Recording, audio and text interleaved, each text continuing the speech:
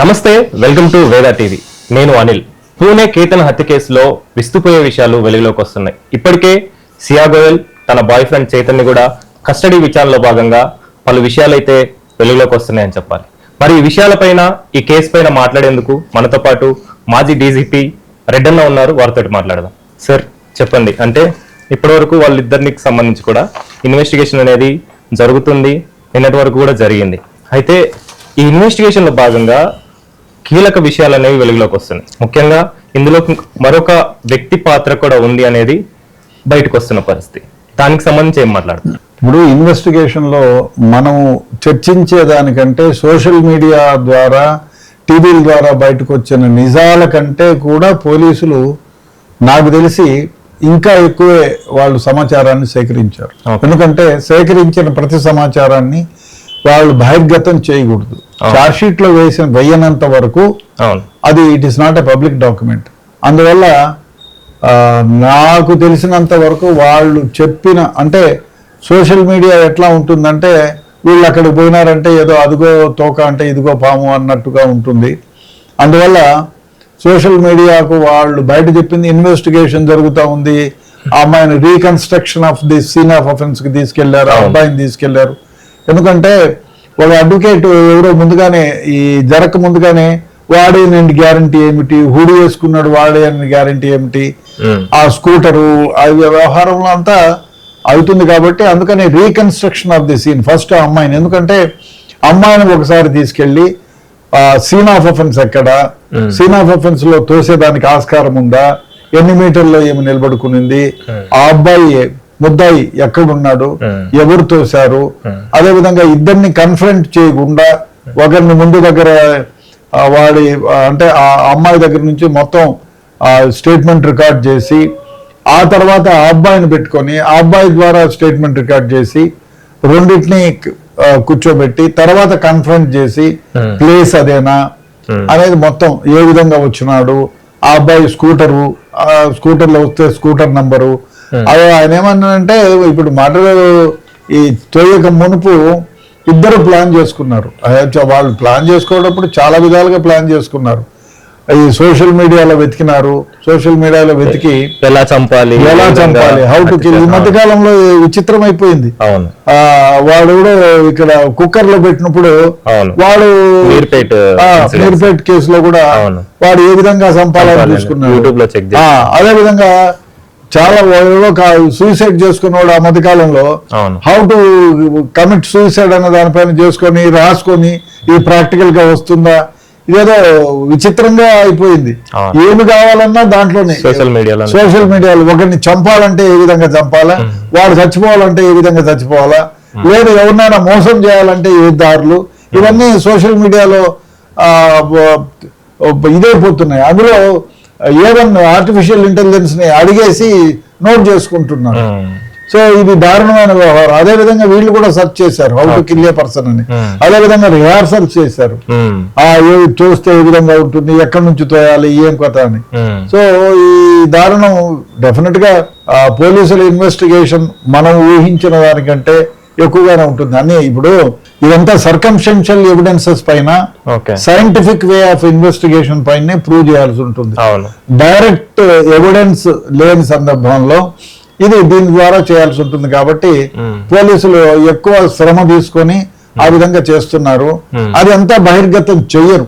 నాకు తెలిసి పోలీసులు వాళ్ళు చేసిన ప్రతి ఇన్వెస్టిగేషన్ పార్ట్ ని కొందరు, ఎందుకంటే బయటకు వచ్చి చేయాల్సి ఉంది కాబట్టి పోలీసులు ఆ బయటకు వచ్చిన తప్పుడు ఏదైతే ఉందో అది వీళ్ళు రికార్డ్ చేసి వాళ్ళకు తోచిన విధంగా విశ్లేషించుకుంటున్నారు. ఓకే, అంటే సియా గోయల్ తో పాటు చైతన్య కూడా మళ్ళీ రీకన్స్ట్రక్షన్ చేద్దాం అంటే రీక్రియేట్ చేయాలని చెప్పేసి సీన్ ఆఫ్ ఆఫెన్స్ లో ప్లాన్ చేశారు నిన్న.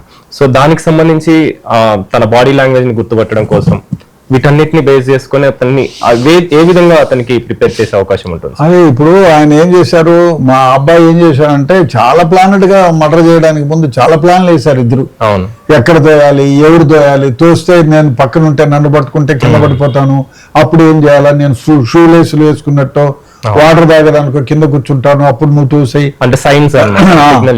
నేను కింద కూర్చున్నప్పుడు అదే సైన్ అనుకోని నువ్వు వచ్చి తోసేసేయి అదేవిధంగా నేను దగ్గర ఉండను, కొంచెం దూరంగా ఉంటాను, ఒక 5 అడుగులు 6 అడుగులు దూరంలో ఉంటాను. ఇవన్నీ ముందు మాట్లాడుకున్నారు. ముందు రోజు కూడా హోటల్లో కలిసి అంతా డిస్కస్ చేసుకున్నారు. అదేవిధంగా ఆ అబ్బాయిని తోసి చంపక ముందు 37 మినిట్స్ వాళ్ళిద్దరూ మాట్లాడుకున్నారు. 37 బిఫోర్ మాట్లాడుకున్నారు.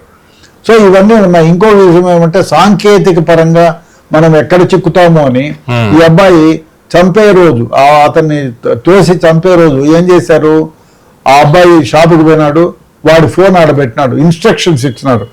నా ఫోన్ లో ఏ ఫోన్ వచ్చినా బయట నుంచి కొంచెం సేపు మాట్లాడండి, పని లేకపోయినా గుడ్ మార్నింగ్ హలో అంటే హలో అన్న బాగున్నాడు, మా సార్ లేడు బయటకు పోయినాడు ఇప్పుడే వస్తాడు, మీరెవరు ఏం చేస్తారు, ఏమైనా పని ఉందా అంటే ఫోన్ ని ప్రొలాంగ్ చేసి అవతల వ్యక్తి అంటే ఫోన్ ఇన్వెస్టిగేషన్ వాళ్ళని ఈ వ్యక్తి ఫోన్ ఎవరైతే ఉన్నారో వాడు ఈ షాప్ లోనే ఉన్నాడు అని ప్రూవ్ చేసే విధంగా వానికి ఇన్స్ట్రక్షన్స్ ఇచ్చినాడు. వాడు అదే విధంగా వచ్చిన కాళ్ళల్లా మాట్లాడినాడు. కానీ అక్కడ చేసిన ఇంకో పెద్ద తప్పు ఏమంటే అదొక పెద్ద తప్పు అయితే వాడి ఫోన్ వీడికి ఇచ్చినాడు.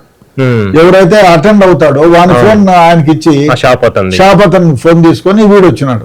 ఇంకోటి తన కారు తీసుకుపోతే ఎక్కడైతే ఫోటోలో రికగ్నైజ్ అవుతానో అని ఒక డ్రెస్ హుడీ ఒకటి ఒక చెడ్డీ ఒకటి వేసుకొని మాస్క్ ఒకటి పెట్టుకొని అసలు మధ్యదారి వరకు ప్యాంటు షర్టు మామూలు డ్రెస్ వేసుకొని వచ్చాడు. వచ్చిన తర్వాత ఇంకా కొండెక్కేటప్పుడు సీసీ ఫుటేజ్ లో దొరుకుతానని డ్రెస్ చేంజ్ చేసుకున్నాడు. డ్రెస్ చేంజ్ చేసుకొని అప్పుడు ఎండలు ఈ కాలంలో మే జూన్ లో విపరీతమైన ఎండలు ఉంటాయి. ఎవడు బట్టలు ఇప్పి తిరిగే పరిస్థితిలో వాడు హుడీ వేసుకొని మొహానికి మాస్క్ పెట్టుకొని అద్దాలు పెట్టుకొని అంటే తన అంటే నన్ను గుర్తించకూడదు ఎవరు అనే విధంగా వచ్చినాడు. అది పెద్ద పొరపాటు కదా. మామూలుగా వస్తే ఎవరు చూడరు. ఎండలో ఎవరు వీడు ఇప్పుడు ఎండలో గొడుగు పట్టుకున్నా వర్షానికి గొడుగు పట్టుకున్నా అంటాడు. ఏ లేకపోయినా గొడుగు పట్టుకున్నా అంటే ఎవరు పిచ్చోడు అని అందరూ చూస్తారు. సో ఆ విధంగా అయిపోయింది. వాడు తనను తాను ఎవరు గుర్తించకూడదు అనుకుంటే అందరూ గుర్తించే పరిస్థితి ఏర్పడింది. స్పెసిఫిక్ గా ఆ హుడీ ఎప్పుడైతే వేసుకున్నాడో ఆ డ్రెస్ అయితే ఇప్పుడు మూతికి మాస్క్ వేసుకున్నాడో ఎవరు దాన్ని ప్రత్యేకంగా చూసినాడు గుర్తుపట్టాల్సి వచ్చింది. అదే విధంగా ఇప్పుడు ఆ డ్రెస్ ని వేపించి అదే దగ్గర వాడిని ఫోటోలు తీసుకొని ఆ రెండింటిని మ్యాచ్ చేస్తే ఈజ్ ది సేమ్ పర్వాలేదు. ఆ బాడీ లాంగ్వేజ్ ఎవ్రీథింగ్ ఇదైపోయింది. అదే కాకుండా ఇంకో దరిద్రమైన వ్యవహారం అంటే వాడు చేసిన ముద్దాయిలు నేను చెప్తున్నాను, ఏ క్రైమ్ చేసే ముద్దాయి అయినా అనాలోచితంగా చాలా ఇన్ఫర్మేషన్ ని వదిలిపెట్టిపోతాడు. ఏ ముద్దాయినా ఏ క్రైమ్ చేసేవాడైనా ఎంత తెలివిగా మర్డర్లు చేయాలన్నా ఎంత తెలివిగా అఫెన్సెస్ చేయాలన్నా తనకు తెలియకుండా ఎన్నో క్లూస్ వదులుతాడు. ఒకటి కాదు ఎన్నో క్లూస్. అదేవిధంగా డ్రెస్ చేంజ్ చేసుకున్నాడు.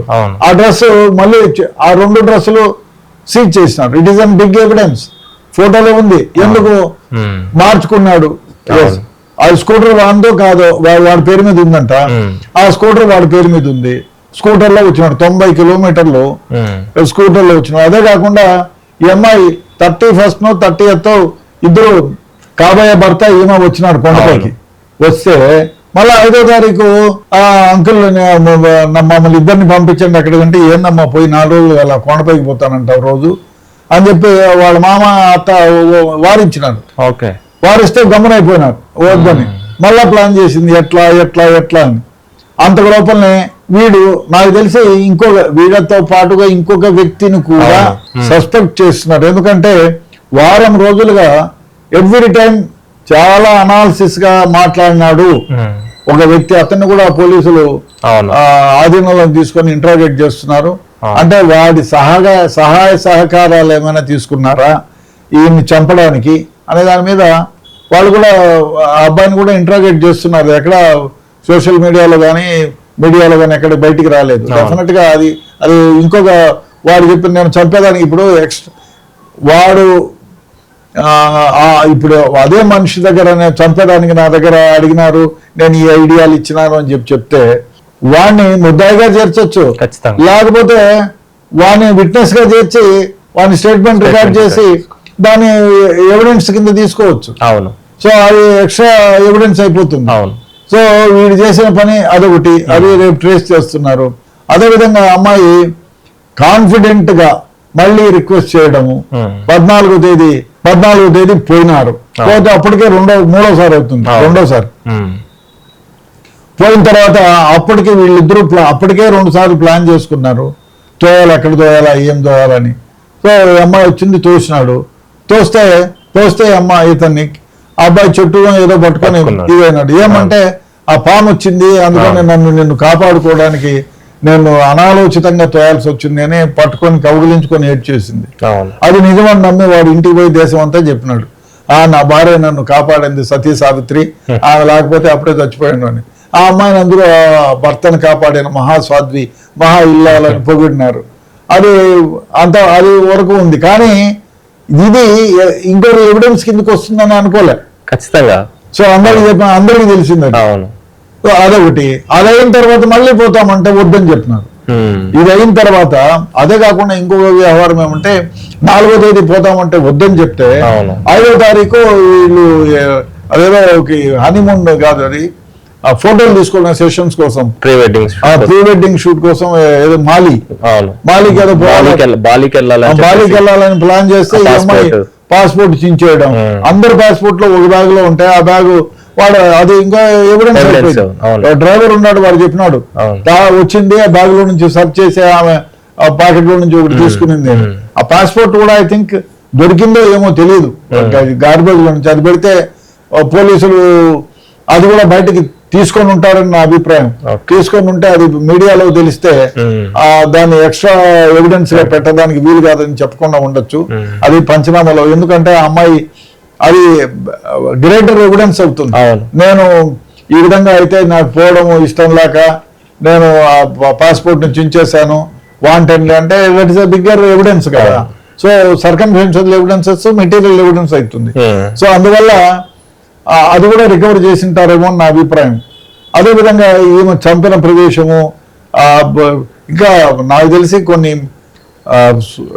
అక్కడ ఈ అమ్మాయి వాడు పోయినప్పుడు ఫస్ట్ డే తోసినప్పుడు అక్కడ దానికి కూడా సంబంధించిన కొన్ని వీడియోస్ ఫుటింగ్స్ ఏవైతే ఉన్నాయో సీసీ ఫుటేజ్ అవి కూడా రికవర్ చేసినారని వింటున్నా. ఎందుకంటే అది చెప్తే ఇన్వెస్టిగేషన్ అన్ని జరిగినవి చెప్పరు కూడా. సో అదే కాకుండా ఇంకో తోసిన రోజు ఆ అమ్మాయి ప్రవర్తన, అక్కడ ఉన్న ఎవడైతే వాచ్మెన్ లాగా ఉన్నాడు సెక్యూరిటీ గార్డు, తోసేసి కింద పడిపోయినాడని చెప్తుంది కానీ ఏడవలేదు, ఆవాలే లేవు అని. అదొకటి. వాడు ఇంకో ఎవిడెన్స్ అయింది, ఎవరన్నా కాబోయే భర్త తోసేస్తే ఏడుస్తారు, అమ్మో పడిపోయినారంట, అది ఏమి లేదు, మామూలుగా నిశ్చితంగా ఉంది. ఇంకోటి, కిందికి పోయిన తర్వాత ఆ పోలీస్ ఆఫీసర్ బ్రతికే ఉన్నాడు అని అంటే ఎట్లా పజల్ అయిపోయిందంట. అంతవరకు కామ్గా ఉన్న అమ్మాయి అక్యూజుడు అదే అబ్బాయి తోసిన అబ్బాయి బ్రతికే ఉన్నాడు, హాస్పిటల్ తీసుకెళ్తే బతికిపోతాడు, తొందరగా రాండి పట్టుకోండి చేయండి అన్నప్పుడు ఆ అమ్మాయి పానిక్ అయిపోయింది. ఎక్కడ నిజం తెలుస్తుంది, పానిక్ అయిపోయిందంట. సో ఆయన చెప్పింది కూడా ఎవిడెన్స్ ఉండే. ఇట్లా అన్ని ఎవిడెన్సెస్ కలెక్ట్ చేసింది పోలీసులు. ఓకే, అంటే చార్ట్స్ విషయానికి వచ్చిన వాళ్ళు ఏదైతే చార్ట్ చేసుకున్నారో అవి ఉండొద్దని చెప్పేసి, కనిపించొద్దని చెప్పేసి డిలీట్ చేసిన సిచ్యువేషన్ కూడా మనం చూస్తున్నాం. వాటిని పోలీసులు ఏ విధంగా సేకరించే అవకాశం ఉంటుంది? డిలీట్ చేసి వాళ్ళు ఏమనుకున్నారు, డిలీట్ చేస్తే ఆ డిలీట్ బాక్స్ లో ఉంటాయి, అక్కడ కూడా డిలీట్ చేసినాము ఇంకెక్కడికో వెళ్ళిపోతాయని. ఒకటి, పోలీసు వాళ్ళు రిక్విజేషన్, వాట్సాప్ వాళ్ళకి రిక్విజేషన్ ఇస్తే మొత్తం రిట్రీవ్ చేస్తారు, అది గమనించాలి. ఎందుకంటే మీరు చేసేది క్రైమ్ కదా, డెఫినెట్ గా ఎఫ్ఐఆర్ నంబర్ ఇచ్చి చేస్తే it is mandatory for the company to అదే మొత్తం ఏమైతే జరిగిందో అది మొత్తం కూడా యాజ్ ఇట్ ఈస్ గా పోలీసులకి ఇస్తారు. అది బిగ్గర్ ఎవిడెన్స్. నువ్వు ఎక్కడైనా చంపాలనో ఏదో చేయాలనో దానిపైన మెసేజ్లు, థ్యాంక్ యూ వెరీ మచ్, చచ్చిపోయిన తర్వాత thank you very much, well done, బాగా తోసేసినామని మెసేజ్ కూడా ఇచ్చిండొచ్చు, చెప్పలేం. సో అవన్నీ కూడా చేయించి, అదే ఇంకొక వ్యవహారం ఏమంటే ఆ అబ్బాయి ఫోన్ ఈ అమ్మాయి చేతిలోకి ఎట్లొచ్చింది అదేదో స్టేట్మెంట్ చెప్పింది, అది మెటీరియల్ ఎవిడెన్స్ కిందకు వస్తుంది.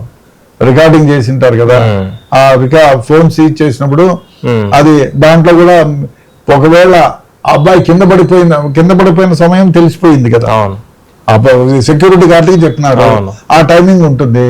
తర్వాత ఈ అమ్మాయి చేతిలో ఫోన్ ఉంది, ఆ తర్వాత 2 hours తర్వాత బాడీని రికవర్ చేసినారు, 2 hours 3 hours అంతవరకు ఆ ఫోన్ ఈ అమ్మాయి దగ్గరే ఉంది.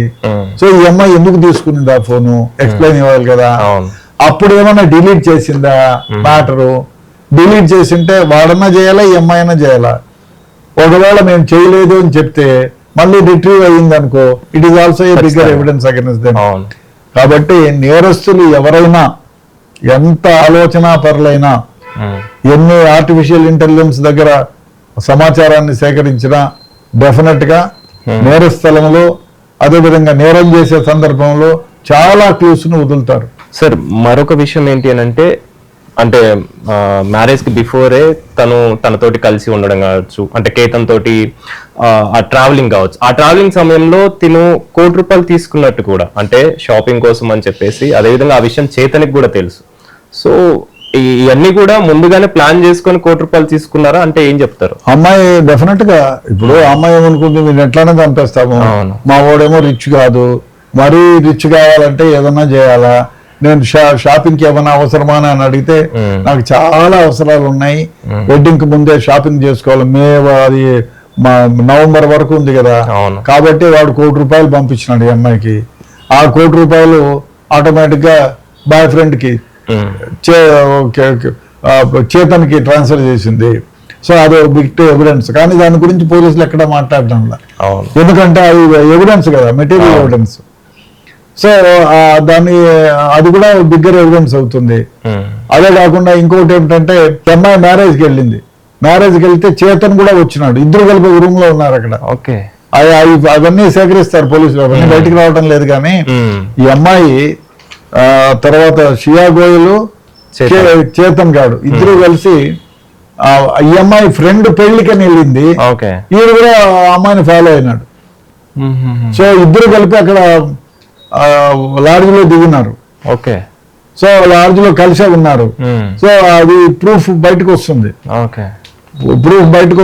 ఇద్దరు అంటే మ్యారేజ్ కు ముందే దేవర్ టుగెదర్ అని. ఇప్పుడు వయసు వచ్చిన పిల్ల, అమ్మాయి అబ్బాయి ఇద్దరు లవర్ గా ఉండి లోపల, అంతెందుకు అమ్మాయి బాడీ లాంగ్వేజ్ చెప్తుంది కదా. క్రికెట్ మ్యాచింగ్ లో 1 year బ్యాక్ అమ్మాయి వాని పైన వాలిపోయి ఏదో ఉంది, అది దట్ ఈస్ ఎనఫ్.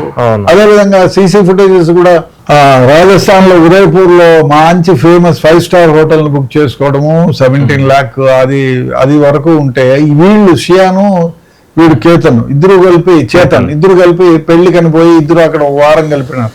ఆ వారం గడిపిన ఫుటేజెస్ పోలీసులు సేకరిస్తారు. నాకు తెలిసి ఇప్పుడు కాకపోయినా ఒక 90 రోజుల లోపల ఛార్జ్ షీట్ అయితే 100% వేస్తారు. అంటే కోర్టులో హాజరుపరచాలంటే ఖచ్చితంగా కీలకమైన ఎవిడెన్స్ అనేవి ఖచ్చితంగా ఉండాలి. సో వీటిలో ఏది కీలకంగా మారే అవకాశం ఉంటుంది సార్ ఛార్జ్ షీట్? అన్ని ఇప్పుడు ఒకటి సర్కంస్టెన్షియల్ ఎవిడెన్సెస్ కి కొన్ని పనికి వస్తాయి, కొన్ని సైంటిఫిక్ ఎవిడెన్సెస్ పనికి వస్తాయి. ఇప్పుడు ఒక పెళ్లి కాని అమ్మాయి, లవర్ గా ఉన్న అమ్మాయి ఒక రూమ్ లో పోయి ఉండేది, సీసీ ఫుటేజ్ వస్తే అవుతుంది, 100% అవుతుంది. అదే విధంగా వీడు చేసిన పనులన్నీ ఉంటాయి కదా, అవన్నీ సర్కంస్టెన్షియల్ ఎవిడెన్సెస్. అదే విధంగా సైంటిఫిక్ ఎవిడెన్సెస్ కూడా అవుతాయి కదా, ఈ అబ్బాయి హుడి వేసుకొని రావడము, వెనకాల రావడము, అవన్నీ. అదే విధంగా వీళ్ళు టెలిఫోన్ కాన్వర్జేషన్, ఇంకెక్కడైనా టెలిఫోన్లలో ఎక్కడైనా సెర్చ్ చేసి ఉంటారు, how to kill A person అని, అవన్నీ బయటికి తీస్తే డెఫినెట్ గా మోటివ్ వచ్చా, చంపడానికి ప్రిపరేషన్ వచ్చా, ఆ తర్వాత చంపిన డైరెక్ట్ ఎవిడెన్స్ లేకపోయినా సైంటిఫిక్ ఎవిడెన్స్ ఉంది కదా. ఈ ఫోన్ అక్కడ ఉండటము, వీడి కేతన్ వేరే వాళ్ళు ఇప్పుడు తోసినప్పుడు వాడు వేరే వాళ్ళ ఫోన్ తీసుకొచ్చినాడు కదా, దాంట్లో లొకేషన్ ఉంటుంది. ఆ అబ్బాయి ఎవిడెన్స్ ఇస్తాడు, నా ఫోన్ తీసుకుపోయినాడని. నీ ఫోన్ ఎక్కడికి రా అంటే, నేను ఫలానానికి ఇచ్చినా, నేను వాడిని ఎత్తి నేసుకో కదా, నువ్వు చంపినావో చెప్పు అంటే, లేదు సార్ మా సార్కి ఇచ్చినాను, మా సార్ ఎత్తుకుపోయినాడు అంటే. ఎవడైనా ఇప్పుడు చిన్న పన్న ₹10 నీకు ఇస్తాను రా, ఆపదం చెప్పంటే చెప్తాడు. కానీ ఇట్లా దానిలో నువ్వు మర్డర్ చేసేదానికి నీ ఫోన్ ఎత్తుకుపోయినావు అని చెప్తే ఎందుకు చెప్తాడు? కాబట్టి it is also a bigger evidence, that scientific గా ప్రూవ్ ఎవిడెన్స్. ఆ టైంలో ఫోన్లు రెండు, ఇప్పుడు ఈ అమ్మాయి ఫోన్ అక్కడే ఉంటుంది, చనిపోయిన కేతన్ ఫోను అక్కడే ఉంటుంది, చేతన్ వీరవుల దగ్గర తెచ్చిన ఫోను అక్కడే ఉంటాయి, లొకేషన్లు 3 ఒకటే ఉంటాయి, ఈయన పడిపోయింది ఉంటుంది. అదే విధంగా సో టెక్నికల్ ఎవిడెన్స్ కూడా చాలా, సైంటిఫిక్ వే ఆఫ్ ఇన్వెస్టిగేషన్ కూడా అక్కడ ఉంది. సో అదే విధంగా ఈ అబ్బాయిని పోవడము, పాస్పోర్ట్ దగ్గర నుంచి మొత్తం అన్ని ఉంటాయి. ఈ అబ్బాయి డబ్బు ట్రాన్స్ఫర్ చేయడము, ఆ డబ్బు మళ్ళీ ఈ అబ్బాయి కేతన్ నుంచి చేతన్కి, ఆ అమ్మాయి పోయి అమ్మాయి నుంచి చేతన్ పోవడం, ఇవన్నీ మోటివ్ ఉంటుంది. అదే కాకుండా ఈ అమ్మాయి ఫోన్ లో 6 నెలలుగానో సంవత్సరంగానో దాదాపు 2400 సార్లు మాట్లాడుకున్నాను. సో ఇట్ హిమ్సెల్ఫ్ ప్రూఫ్స్ కదా. అదే కాకుండా 220 గంటలేమో మాట్లాడుకున్నారు. అవును. ఎందుకు మాట్లాడుకుంటారా పిచ్చోళ్ళ? ఫ్రెండ్ అంటే 2 నిమిషాలు మాట్లాడుతూ 3 నిమిషాలు. ఫ్యామిలీ సైడ్ చూసుకుంటే ఎక్కడ కూడా లవర్స్ కాదు, స్నేహితులే వీళ్ళు అని చెప్పేసి తమ్ముడే మాట్లాడిన, తమ్ముడికి తెలుసు కానీ బయట పెట్టలేదు. ఇప్పుడు బెటర్ తర్వాత, ఎందుకంటే కుటుంబ పరువు పోతుంది అనేది. ఎవరైనా అంతే, నువ్వైనా నేనైనా ఆయన ప్లేస్ లో ఉంటే అట్లే తెలిసినా కూడా చెప్పలేదు. అదే కాకుండా ఇంకో ఎవిడెన్స్ ఇచ్చినాడు వాడు. ఈ కారు ఎక్కలేదు అమ్మాయి అని. టాక్సీ డ్రైవరు ఈ అమ్మాయి అసలు కారే ఎక్కలేదు, బలవంతం చేసి దోసుకొచ్చినాడు. 4వ తేదీ దీనికి బాలికి పోయడానికి 5వ తేదీ ఈ అబ్బాయి కారు ఎక్కనంటే ఎక్కననేది. ఆ తర్వాత కూడా కొట్లాడుకుంటా ఉన్నారు. మళ్ళీ వాడు కారు ఎక్కిన తర్వాత గమ్మునైపోయింది. కారు ఎక్కిన తర్వాత కూడా అక్కడికి ఏదేది హోటల్ దగ్గర, క్యాఫ్టీరియా దగ్గర కారు నిలబెడితే ఈ అమ్మాయి వీళ్ళంతా కాఫిటేరియాలకు పోతే ఆ అమ్మాయి ఏదో మర్చిపోయినామని చెప్పి వచ్చి పాస్పోర్ట్ చించేసి అమ్మడానికి పోవడానికి ఇస్తానులా. సో ఆ విధంగా పాస్పోర్ట్ చించేసింది, దాచిపెట్టింది. అది ఒకవేళ రికవర్ ఏంటి చెప్తారు. సో అది కూడా ఎవిడెన్స్ అవుతుంది. సార్ అదే కాకుండా ఆమె ఇన్వెస్టిగేషన్ లో భాగంగా అంటే ఆమెను కస్టడీలోకి తీసుకుని విచారిస్తున్నారు. విచారణలో భాగంగా ఆమె బయటకు వస్తున్న క్రమంలో మీడియాని చూస్తూ ఆమె ఎలాంటి పశ్చాత్తాపం లేకుండా, అంటే మనస్సాక్షి అనేది ఒకటి ఉంటుంది, అంటే అతి వేసింది ఓకే అయిపోయింది, కానీ ఎలాంటి పశ్చాత్తాపం లేకుండా ఆమె మిడిల్ ఫింగర్ చూపించడం ఎంతవరకు మీరు? అది చాలా బాధాకరమైన విషయం. ఇప్పుడు ఎవరైనా అరే జరిగింది, ఇప్పుడు 2 విధాలుగా నేను చెయ్యలేదు అనే అనుకున్నాం. ఆయన అబ్బా నేను చేయని నేరానికి నా నెత్తినేసుకున్నానని బాధగా ఉంటుంది. మీడియా క్వశ్చన్ చేస్తా ఉంటే తల ఉంచుకొని గమ్మున వెళ్ళిపోవాలి. అట్లాంటిది మిడిల్ ఫింగర్ చూపించి అంటే ఏం పీక్కుంటారో అని. అది డెఫినెట్ గా అక్కడ ఉన్న పోలీసులకు కానీ తర్వాత మీడియాకు కానీ పెద్ద ఇది అన్నమాట. ఎందుకు ఎవరైనా ఇప్పుడు ఒక నేరస్తుడిగా, ఇప్పుడు మామూలుగా నేరస్తురాలే కాదు అనుకుందాం ఒక నిమిషం కోసం. అట్లాంటప్పుడు నేను నేరస్తురాలను కాదు, అనవసరంగా నేను ఇరుక్కున్నాను అనే భావన ఉంటే క్రమం తలంచుకొని పోతారు. లేదా అంతవరకే. అంతేగాని ఈమెకు ప్రూవ్ అవుతా ఉంది, ఈమెకు చూపించింది, ఎక్కడి నుంచి తోసింది అన్ని చెప్తా ఉంది, ఆల్రెడీ ప్రిపరేషన్ ఉంది, వాళ్ళ దగ్గర నుంచి డబ్బులు తీసుకొని ఈవెన్ దగ్గర పోయింది. అదే కాకుండా వాళ్ళమ్మ నా కూతురు శుద్ధపప్పు అట్లాంటివి ఏమి చేయదంటే ఆమె బార్లోకి పోయి కెమెరా డాన్స్ చేసి మందు కొడుతూ బూతులు, ప్రపంచంలో లేని బూతులు తిట్టింది. ఏమో మందు చేతిలో ఫోన్ లో మాట్లాడుతూ. మరి ఆమె బార్లో పబ్బులో పోయి డాన్స్ చేస్తా ఎవరినో తిడతా మాట్లాడింది, అది రికార్డ్ అయింది. మరి దానికి ఏం చెప్తారు? శుద్ధపప్పు అని ఎట్లా అంటారు తల్లిదండ్రులు? వాళ్లకు తెలుసు. కానీ ఏ తల్లిదండ్రులైనా, మీరైనా నేనైనా ఎందుకు బయట పెట్టుకోవాలని అనుకుంటారు. నాకు తెలిసి కొంతవరకు తల్లిదండ్రులకి ఈ వ్యవహారం, ఈ అమ్మాయి వ్యవహార శైలి తెలిసే ఉంటుంది. ముందు చెప్పింది ఓన్లీ ఫ్రెండ్ అని, క్రికెట్ ఈ అమ్మాయికి కూడా పిచ్చింది అట్లా అని. ఇది అంతటితో కాదు, మొదటి నుంచి ఎక్కడి నుంచో పరిచయం అయింది. పరిచయం అయిన దగ్గర నుంచి వాళ్ళిద్దరూ అఫైర్ లో ఉన్నారు. కానీ దరిద్రమైన వ్యవహారం ఏమంటే ఆ అమ్మాయిని వాడు రిక్వెస్ట్ చేసుకున్నాడు, మన ఇద్దరం లేచిపోదామని. లేచిపోతే దేశం అంతరికి తెలుస్తుంది, పరుగు పోతుందని. ఇప్పుడు దేశమే రాష్ట్రమే కాదు, ప్రపంచం యావత్ ప్రపంచంలో చాలా దేశాలు వీక్షించినారు. దేశమంతా కోడై కూస్తా ఉంది. సో ఇది పరుగు పోలేదా? ఎందుకు ఆలోచన చేయలేదు ఈమె? నాకు అర్థం కాలే. ఏమంటే చిల్లర భయం అనేది లేదు అని అంటారా? అంటే ఏం కాదులే, ఏమవుతుంది, ఏం కాదు, అది ఏమవుతుంది, ఏమి కాదు, అంతే. మరి అలాంటి వ్యక్తుల్ని చూస్తే మళ్ళీ ఇప్పుడు ఇంకొకళ్ళు తయారయ్యే అవకాశాలు కూడా ఎక్కువగా కనిపిస్తాయి కదా సార్. నిజంగా ఆ విధంగా అవుతారంటే అయ్యే వాళ్ళు ఉండొచ్చు, చెప్పలేవు. ఎందుకంటే ఇంత జరిగినా కూడా మిడిల్ ఫింగర్ చూపించింది అంటే ధైర్యంగా ఆ అమ్మాయి పిచ్చిదన్నా ఉండాలి, లేదు జీవితం పట్ల అంటే చట్టాలు ఏం చేయలేవులే అన్న భయం లేదు. అంతకుముందు కూడా ఎవరు రాజా ఏమది ఆ కేసులో రాజా రఘువంశ్, ఆ కేసులో 2 నెలల్లో బెయిల్కి వచ్చింది. బెయిల్ వచ్చేసింది, ఆమె బాగా తిరుగుతా ఉంది. సో ఆ రాజా రఘువంశ్ కేసులో వచ్చినట్టు నాకు బెయిల్ వస్తుంది, మళ్ళా నేను నా బాయ్ ఫ్రెండ్ చోట పట్టాలు వేసుకొని తిరుగుతాం అనుకునిందో ఏమో. అదే విధంగా ఎవరన్నా చెప్పినారు ఏం కాదు, అడ్వకేట్లు కలిసినప్పుడు చెప్పింటారు నీకేం కాదు. మామూలుగా కొందరు అడ్వకేట్లు, అందరూ కాదులే, మర్డర్ చేసి వచ్చినామంటే బుద్ధి కూడా ఎందుకు చేసినామని తిట్టరు. అట్లా అయిందా, ఇంత ఫీజు అవుతుంది నీకెందుకు, డోంట్ వరీ నేను బయటకు వేస్తాలేను. అదే విధంగా ఇంకో 2 మర్డర్ చేసినప్పుడు నేను చూసుకుంటాను అన్న వాళ్ళు ఉన్నారు చాలా సందర్భాల్లో. ఆ విధంగా ఏమన్నా దొరికిందా ఈమెకి? ఏది ఏమైనా చాలా దారుణమైన వ్యవహారం. అంటే ఈ 20 ఏళ్ల యువతి ఇంత దారుణంగా వ్యవహరించడం, ఈ విధంగా ఆలోచన చేయడం, ఈ విధంగా చంపడానికి ప్లాన్ వేయడం విధంగా చాలా చాలా దురదృష్ట వ్యవహారం. అదే విధంగా దీన్ని చూసి వేరే వాళ్ళు కూడా ఆ అమ్మాయి వాళ్ళు బెయిల్ మీద వచ్చేసింది అనుకో, కేసు కొట్టేసిన అనుకో, ఎవరు నన్ను పీకలేదని ఇంకా ఈ విధంగా తిరగబడే ఈ విధంగా చేసేది ఆ వ్యవహారం అయితే ఉంటుంది డెఫినెట్ గా. సార్ ఇప్పుడు కేసు అంతా చూసుకుంటే మీరు అనాలిసిస్ ప్రకారం వీళ్ళకి ఎలాంటి శిక్షలు పడే అవకాశం ఉంటుంది? అంటే ఒకవేళ కేసు అనేది నిరూపితం అయితే, అంటే ఆల్రెడీ రిమాండ్ లో ఉన్నారు, విచారణ కొనసాగుతుంది, కోర్టులో హాజరుపరిచిన తర్వాత ఎలాంటి శిక్షలు వీళ్ళకి విధించే అవకాశం ఉంటుంది? పోలీసులు సేకరించిన సమాచారం మీద ఆధారపడి ఉంటుంది. పోలీసులు కరెక్ట్ గా ప్రూవ్ చేసి అదే విధంగా ఎవిడెన్స్ అంతా మొత్తము సైంటిఫిక్ వే ఆఫ్ ఎవిడెన్స్ లో ఫిక్స్ చేయగలిగితే వీళ్ళిద్దరికి కూడా ఉరిశిక్ష వేయచ్చు. ఎందుకంటే మొన్న పోలీసులకి 9 మందికి తమిళనాడులో ఉరిశిక్ష పోలీసులకే వేయలేదు, వేయచ్చు, తప్పేం లేదు. లేదు అంటే యావజ్జీవ కారాగార శిక్ష అయినా వేయచ్చు. ఓకే ఓకే అంటే ఇప్పుడు కస్టడీలోకి మరోసారి తీసుకునే అవకాశం ఉంటుందా సార్? అంటే ఇప్పటికే 3వ తారీఖు వరకు కస్టడీ విచారణ ముగిసింది, మళ్ళీ ఇంకోసారి కోరే అవకాశం ఉంటుందా? ఇంకా విచారణ ఐ డోంట్ థింక్. ఇప్పుడు వాళ్ళకి నార్కో అనాలిసిస్ చేయాలని ఒక ప్రతిపాదన ఉంది. ఓకే, బట్ దానికి కోర్టు ఒప్పుకోవాలి, వాళ్ళు ఒప్పుకోవాలి. నార్కో అనాలిసిస్ చేస్తారా, లేకపోతే లైవ్ డిటెక్టర్ టెస్ట్ చేస్తారా? అమ్మాయి అబ్బాయి ఇద్దరు ఒప్పుకున్నారు, ఇంతకు లైవ్ డిటెక్టర్ టెస్ట్ అయిపోయిద్దా, బయటికి రాలేదా? లైవ్ డిటెక్టర్ టెస్ట్లన్నీ లోపల జరుగుతాయి. అవును, కాబట్టి నార్కో అనాలిసిస్ మాత్రం చేయలే, ఎందుకంటే అది కోర్టు పర్మిషన్ కావాలి, అదంతా ప్రొసీజర్. నార్కో అనాలిసిస్ లో మీకు తెలియకుండా మిమ్మల్ని వాలంటీర్ గా మీరు చేసిన నేరాన్ని ఒప్పుదల చేస్తారు. It is admissible in the court of law. ఎందుకంటే జడ్జి ఉంటారు అక్కడ, రికార్డింగ్ చేస్తారు, కాబట్టి అది it is admissible in the court of law.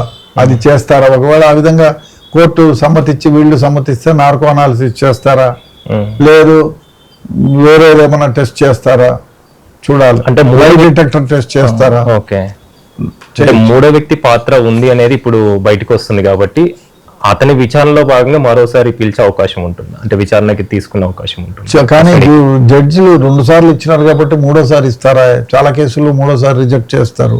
But ఈ కేసుల్లో సీరియస్నెస్ ఆఫ్ ది కేసు నుంచి జడ్జి మీద ఆధారపడి జడ్జి గారు మళ్ళీ ఇవ్వచ్చు, ఇవ్వచ్చి నార్కో అనాలిసిస్ చేయడానికి కానీ వాళ్ళు ఒప్పుకోవాలి. నార్కో అనాలిసిస్ చేసే ముద్దాయిలు ఇద్దరు ఒప్పుకోవాలి, ఎవరైనా ఒప్పుకోవాలి. అప్పుడు ఒప్పుకుంటే చేస్తే దాన్ని రికార్డింగ్ చేస్తే దాంట్లో ఒప్పుకుంటే చట్టపరంగా వాళ్ళు శిక్షించబడతారు. Okay sir, thank you sir పూణేకి సంబంధించి వివరాలు తెలిపినందుకు. సో చూశారు కదా, పూణే కేతన్ హత్య కేసులో విస్తుపోయే విషయాలు అయితే వెలుగులోకి వస్తున్నాయని చెప్పాలి. చూడాలి మరి వాళ్ళకి ఎలాంటి శిక్షలు పడతాయో. చూస్తూనే ఉండండి వేదా టీవీ.